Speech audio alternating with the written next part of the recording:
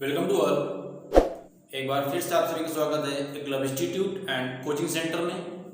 और जैसे कि आपकी क्लास चल रही थी प्रीपोजिशन की, और प्रीपोजिशन में हम लोगों ने काफ़ी रूल्स के बारे में बात की थी और हमने एक फिगर के माध्यम से आप लोगों को बताने समझाने की कोशिश की थी और काफ़ी हमने रूल उसमें फिनिश भी किए थे, जैसे इन और into, on, upon, over, above, in front of, before, behind, after, under, below और through। लगभग इतने हमने रूल आपके फिनिश किए थे, तो उसी की थोड़ी सी हम एक्सरसाइज आपके सामने लेकर आए हैं और कोशिश करते हैं इसको समझाने की।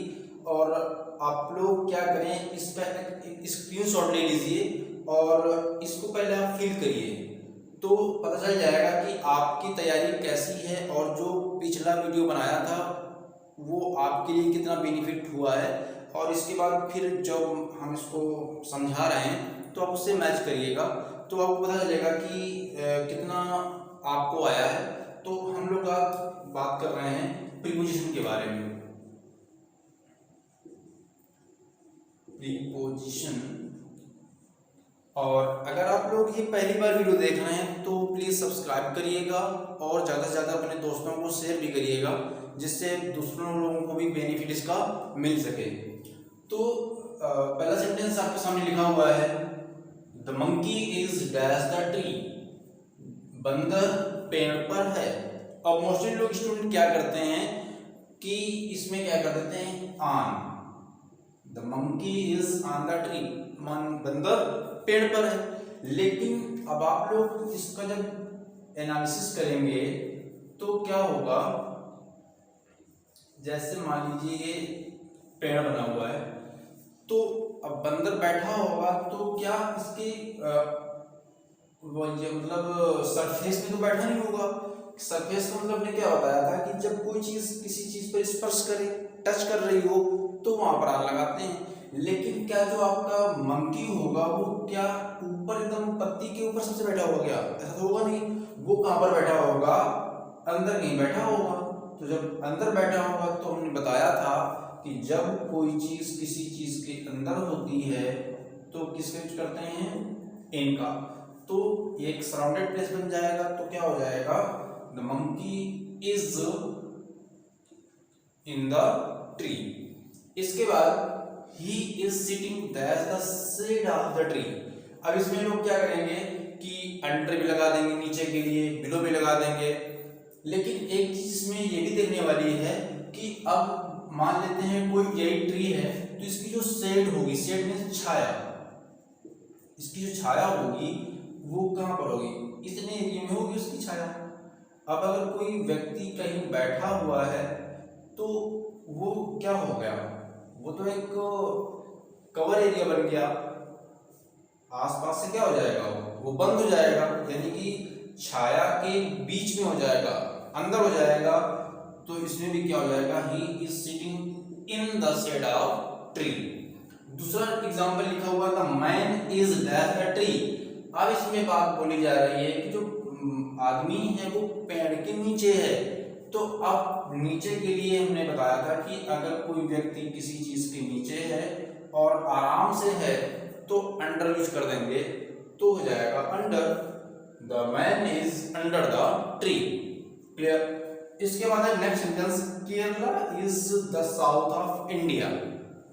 अब समझते हैं, जैसे मान लीजिए ये आपका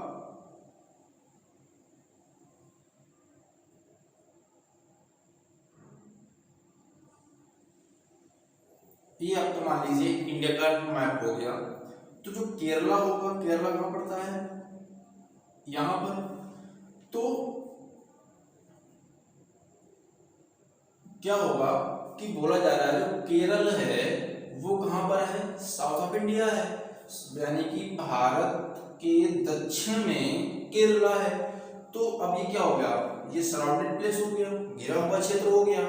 तो घिरा हुआ होने के कारण क्या बन जाएगा, फिर से वही बन जाएगा कि जब कोई किसी चीज के अंदर है, तो केरल भारत के अंदर है, तो क्या हो जाएगा, इसमें क्या जाएगा, in. Kerala is in the south of India. अब यही सेंटेंस अगला दिया हुआ है, Sri Lanka is dash the south of India. Sri Lanka is dash the south of India. अब जो आपका श्रीलंका होगा वो कहां पर होगा, यहां पर होगा। तो अब ये तो इंडिया के बाहर हो गया, तो जब बाहर होता है और क्या बोल रहा है कि श्रीलंका है वो भारत के दक्षिण में है, तो जब डायरेक्शन की बात कर रहा है, अब ये इंडिया के अंदर तो है, ये बाहर है और डायरेक्शन को दिखा रहा है कि जो श्रीलंका है वो भारत के दक्षिण में है। तो जब डायरेक्शन को शो करता है तो डायरेक्शन को शो करने के लिए आपका जो प्रीपोजिशन आता है वो आता है टू। क्या यूज कर देंगे, टू। ओके, नेक्स्ट सेंटेंस है the culprit was standing dash the जज। कल्प्रिट मींस क्या होता है, अपराधी। अपराधी जो है वो जज के सामने खड़ा है, और हमने बात बताई थी सामने के लिए दो बातें बताई थी, इन फ्रंट ऑफ और बिफोर। हमने दो बातें बताई थी सामने के लिए, इन फ्रंट ऑफ और बिफोर। तो जब हमने बताया था कि जब दोनों चीजें कैसी होती हैं, लिविंग बीइंग होती हैं, सजीव चीजें होती हैं, तो उसके लिए आपको बिफोर यूज करना होता है, और जो निर्जीव चीजें होती हैं, नॉन लिविंग थिंग्स होती हैं, उनके साथ आपको यूज करना होता है इन फ्रंट ऑफ। तो जो अपराधी होगा वो तो जीवित अवस्था में होगा, और वो कहां पर सामने खड़ा है, जज के, तो जज भी आपका लिविंग बीइंग होगा। तो दोनों जो क्रिएचर्स हैं, दोनों प्राणी हैं, कैसे हैं, सजीव हैं। तो आपके सामने जो सामने के लिए प्रीपोजिशन आएगा वो क्या हो जाएगा, बिफोर। इसके बाद है he entered his bedroom dash his drawing room। अब समझते हैं, हमने बात बताई थी कि जब कोई ऑब्जेक्ट किसी ऑब्जेक्ट के बाहर हो और स्पीड से किसी ऑब्जेक्ट के अंदर जाए और अंदर जाने के बाद फिर से बाहर हो जाए, तो वहां पर हमने बताया था कि थ्रू का यूज करते हैं। थ्रू का मीन्स क्या बताया था, में से होकर। अब मान लेते हैं ही इंटर्ड, वो उसने प्रवेश किया, कहां पर, हिज बेडरूम में, वो अपनी बेडरूम में गया, dash his drawing room, drawing room से होते हुए वो अपनी बेडरूम में गया। अब मान लेते हैं ये आपका घर बना हुआ है और ये दरवाजा है और ये आपका ड्राइंग रूम हो गया। अब ड्राइंग रूम के बाद आपका ये बेडरूम हो गया। तो अब कोई व्यक्ति है वो कहाँ गया, ड्राइंग रूम में गया, ड्राइंग रूम से फिर बाहर निकल गया और कहाँ पहुंच गया, बेडरूम में। तो अब आपके पास देखो, जैसे इसमें बताया था कि कोई ऑब्जेक्ट अंदर जाएगा और गति करके फिर से बाहर निकल जाएगा, वही चीज में हो रहा है कि उसने इंटर किया है कहाँ पर, बेडरूम में। कहाँ से होकर के, ड्राइंग रूम से होकर के। अब देखिए आपको सेंटेंस मिल सकता है, जैसे ये सामने लिखा हुआ है इंटर्ड, इंटर्ड के बाद हमने डैश दे दिया है। अब इंटर्ड का मतलब ही क्या होता है, केम इनटू, यानी कि वो अंदर आया। अब इंटर का मतलब क्या होता है, प्रवेश करना, प्रवेश करने का मतलब केम इनटू, अंदर आया। तो अब उसके बाद कोई प्रीपोजिशन यहाँ पर यूज नहीं करेंगे, तो क्या हो जाएगा, ही इंटर्ड हिज बेडरूम। अब यहाँ पर किसको यूज कर देंगे, थ्रू।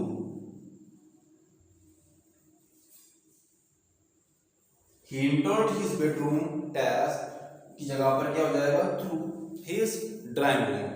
तो आई होप ये आपके पिछले जो मतलब एग्जाम्पल हमने बताए थे, जो रूल्स बताए थे, वो आपका इसमें काफी मदद किया होगा। अब हम लोग नेक्स्ट टॉपिक में इसी में आगे की बात करेंगे।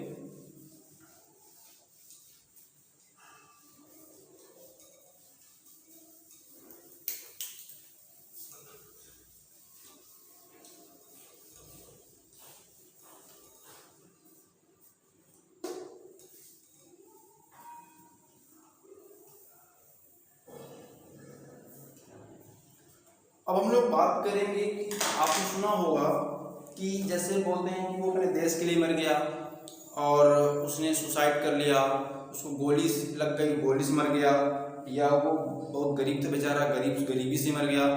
तो मरने के लिए कौन कौन से आपके प्रीपोजिशन का यूज करते हैं, वो हम आपका सामने अब बता रहे हैं।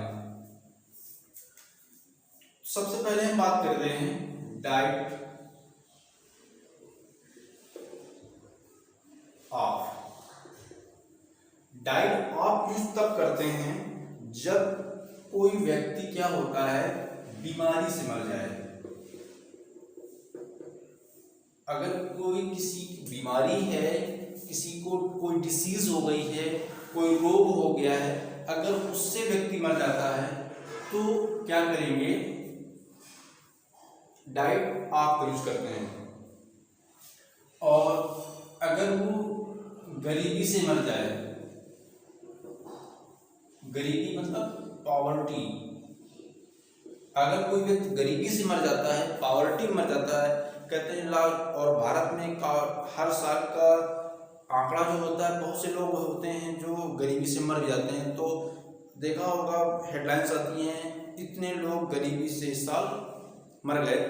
तो क्या होगा, डाइट ऑफ पॉवर्टी। इसके बाद जैसे इस समय कोरोना महामारी चल रही है, तो हो सकता है एग्जाम में आ जाए कि वह कोरोना वायरस से मर गया, तो क्या हो जाएगा, कोविड-19 से मर गया। तो इसमें भी किस यूज करेंगे, डाइट ऑफ का, क्योंकि वो बीमारी है। अब हम लोग बात करेंगे डाइट फॉर। अब कहते हैं कि जैसे कोई सोल्जर्स है और युद्ध में जाकर लड़ते लड़ते वो क्या हो गया, मर गया, तो उसके लिए क्या लगाते हैं, डाइट ऑफ यूज नहीं करेंगे। फिर किसको यूज करेंगे, क्योंकि वो बलिदान हुआ है, देश के लिए शहीद हुआ है, तो उसके लिए क्या करेंगे, डाइट फॉर यूज करेंगे। किसके लिए, बलिदान के लिए। यानी कि कोई व्यक्ति अगर मॉडल हो जाता है, शहीद हो जाता है, तो हम क्या यूज करेंगे, diet for.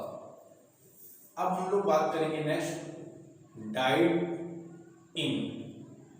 Diet in use करते हैं जब कोई व्यक्ति किसी एक्सीडेंट से मर जाए। ठीक है, कहते ना कि आज एक्सीडेंट हो गया किसी का और वो मर गया बेचारा, तो डाइड इन एक्सीडेंट होगा। एक और होता है डाइड ऑन, ये भी एक्सीडेंट के लिए ही होता है। अब दोनों में अंतर क्या है समझते हैं कि एक्सीडेंट से अगर व्यक्ति कोई मरता है और उसमें ये बात बता दी जाए कि जो व्यक्ति मरा हुआ है वो किसके द्वारा मरा है, मतलब उसका जो व्हीकल था, जो उसका साधन था, मतलब वो किस चीज से मरा हुआ है, ट्रक से मरा है या कार से मरा है या बस से मरा है या ट्रेन हादसे से मरा है या प्लेन हादसे से मरा है। तो जिस व्हीकल से वो मरेगा अगर उसका नाम दिया गया है तो आप लगाएंगे डाइड इन। अगर एक्सीडेंट से केवल मर जाए और उसमें इन सब चीजों का नाम ना दिया गया हो तो फिर हम आप यूज करना होगा डाइड ऑन। जैसे एग्जांपल सुनते हैं, जैसे he died on accident, an accident, वह दुर्घटना में मर गया। अब ये नहीं पता है कि दुर्घटना हुई है तो किस मतलब साधन से हुई है, तो फिर आपको डाइड ऑन लगाना होगा। अगर बात बता दी जाए कि he died on A car accident तो फिर वहां पर क्या हो जाएगा, डाइड इन। क्लियर। अब हम लोग बात करेंगे नेक्स्ट,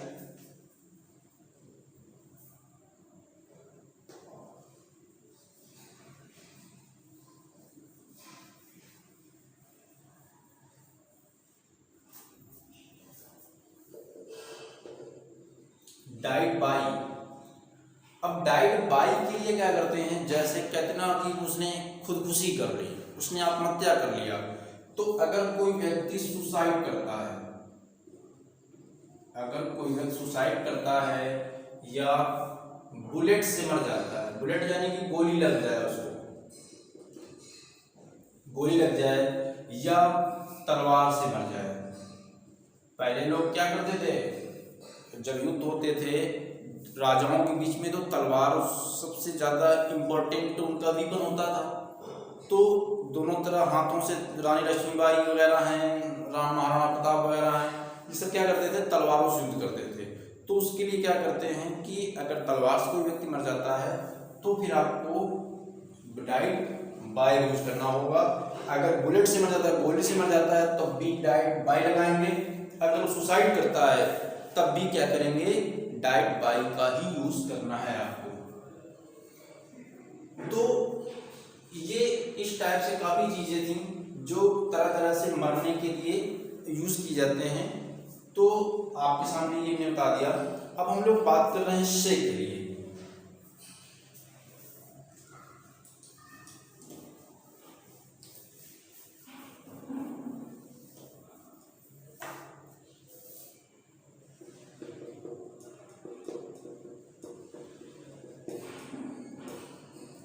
से के लिए आपके पास काफी चीजें होती हैं, जैसे विद हो गया। विद का मतलब भी क्या होता है, से या द्वारा, दोनों चीजें हो सकती हैं। और फ्रॉम का मतलब भी क्या होता है, से। इसके बाद बाय का मतलब भी क्या होता है, से। सिंस इसका मतलब भी से होता है। फॉर इसका भी मतलब से होता है। तो ये कब लगाएंगे कि कौन सी चीज किसके साथ कब लगाना है। तो अगर कोई यंत्र है, कोई मशीन है, यंत्र द्वारा अगर कोई काम होता है तो उसमें विद लगाएंगे। मतलब अगर यंत्र द्वारा कोई काम किया जा रहा है तो आपको किसका यूज करना है, विद का। जैसे he killed a tiger dash gun। उसने एक टाइगर को मारा, किससे, बंदूक से। अब बंदूक क्या है, आपका एक मशीन है, यंत्र है। तो क्या हो जाएगा, he killed a tiger with a gun। उसने एक टाइगर को किससे मारा, बंदूक से। अगर एक्स कुल्हाड़ी से मारा और चाकू से मारा तो क्या हो जाएगा, विद। अब फ्रॉम यूज करते हैं जब कोई चीज किसी चीज से अलग हो रही हो। अलग होने के लिए आपको किसको यूज करना है कि फ्रॉम का। जैसे he came dash the post office। he came वो आया, the post office से। अब देखिए ये आपका घर हो गया और ये आपका पोस्ट ऑफिस हो गया। तो अब पोस्ट ऑफिस से ये वापस आएगा घर के लिए, तो जो पोस्ट ऑफिस तो वही छोड़ के आएगा ना, तो अलग हो रहा है ना पोस्ट ऑफिस से। तो पोस्ट ऑफिस से अलग हो रहा है और वो कहां पर अलग हो रहा है, तो अलग होने के लिए क्या होता है, फ्रॉम। तो क्या हो जाएगा, he came from the post office, वो पोस्ट ऑफिस से आया। इसके बाद बाय यूज करते हैं जब किसी व्हीकल के द्वारा काम किए जाए, साधन के द्वारा। अगर कोई साधन दिया हुआ है, कोई वाहन है, क्या है, साधन यानी कि वाहन है, तो फिर उसमें हम क्या यूज करते हैं, बाय का। जैसे he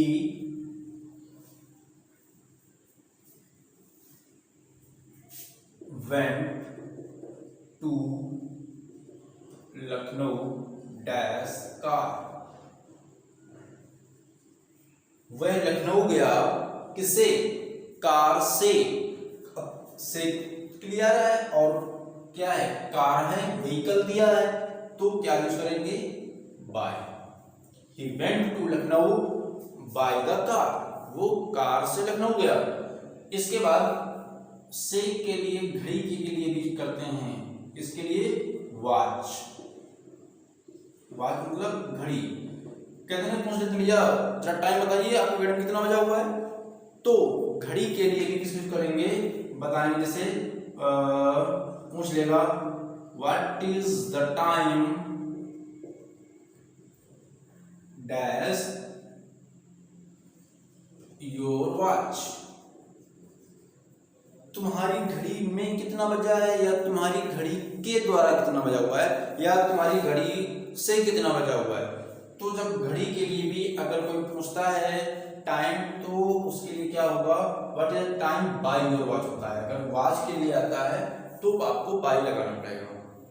इसके बाद सिंस और फॉर, ये दो होते हैं और इनका यूज आप लोगों ने बहुत पहले से किया भी होगा। सिंस यूज करते हैं कहां पर, निश्चित समय के लिए, और फॉर का यूज करते हैं अनिश्चित समय के लिए।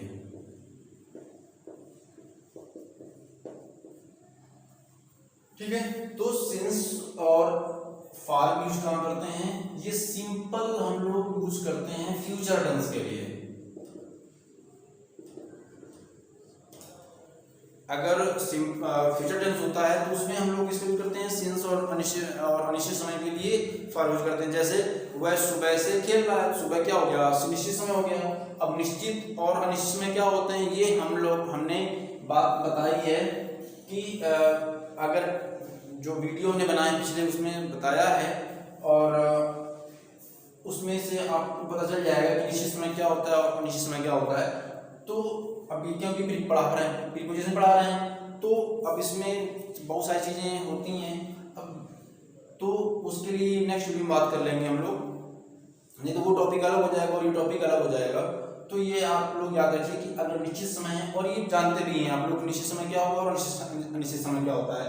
तो उसमें भी से के लिए, जैसे वह सुबह से खेल रहा है तो सुबह क्या हो गया, निश्चित समय हो गया, तो he has been playing since morning. अब अगर ये होता है कि वो 2 घंटे से खेल रहा है, तो he has been playing for 2 hours, तो अनिश्चित समय हो गया। तो ये आपको से के लिए होते हैं। अगर आप ये वीडियो देख रहे हैं और इसका अगर आप एंजॉय कर रहे हैं तो जरूर आप अपने दोस्तों को शेयर करिएगा और अपनी तैयारी को और बढ़िया से करिए, क्योंकि जो एग्ज़ाम होने वाले हैं आपको, जैसे एयरफोर्स और नेवी के लिए बहुत इंपॉर्टेंट टॉपिक है और आपको बहुत इससे फ़ायदा मिलेगा। तो आप लोग इसको शेयर करते रहिए। ओके, जय हिंद, जय भारत।